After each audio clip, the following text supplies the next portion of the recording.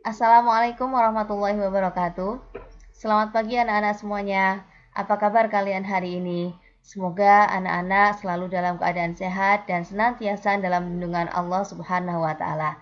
Anak-anak, di masa pandemi seperti ini, jangan lupa untuk selalu mematuhi protokol kesehatan.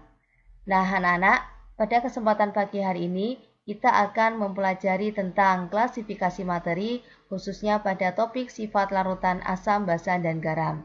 Seperti yang anak-anak lihat pada gambar tayangan berikut ini, di situ terdapat berbagai macam bahan yang biasa kita gunakan dalam kehidupan sehari-hari. Nah, bahan-bahan tersebut ada yang bersifat asam, basa, dan garam. Lalu bagaimana sifat asam, basa, dan garam? Untuk lebih jelasnya, mari kita simak bersama-sama penjelasan berikut ini. Asam. Asam mempunyai sifat yang pertama rasanya asam. Untuk asam ini berkaitan dengan rasanya tidak boleh dicoba kecuali dalam makanan. Kemudian yang kedua adalah dapat mengubah kertas lakmus biru menjadi merah. Sifat asam yang ketiga adalah apabila direaksikan dalam air akan membentuk ion H+.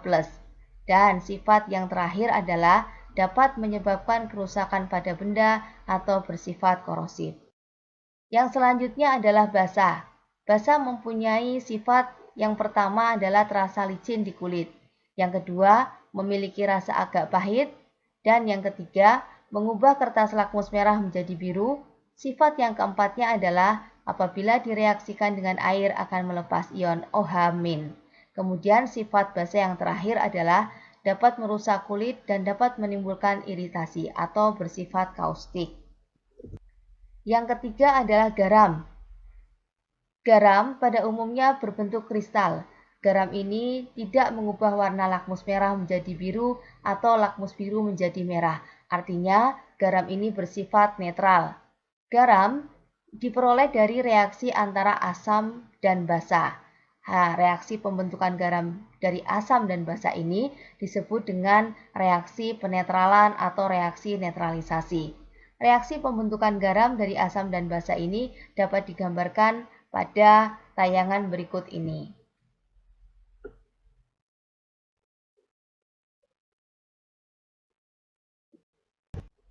Selanjutnya, untuk mengetahui sifat larutan asam, basa, dan garam yang terdapat pada bahan-bahan yang kita gunakan dalam kehidupan sehari-hari adalah dengan menggunakan indikator.